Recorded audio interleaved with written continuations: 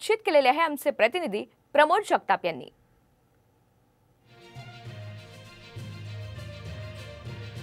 भाजप खासदार रक्षा खडसे माझ्यासोबत आहेत। ताई, अभिनंदन तुमचं, तुम्हाला देखील मंत्रिपदासाठी फोन आलेला आहे। पहिली प्रतिक्रिया हवी मला। प्रतिक्रिया हीच आहे की सगळ्या जनतेचे, आमच्या नेत्यांचे खूप खूप मनापासून मी आभार मानते की जनतेने मला तिसऱ्यांदा खासदार म्हणून इथे पाठवलं, म्हणून सगळं श्रेय जनतेला जातं।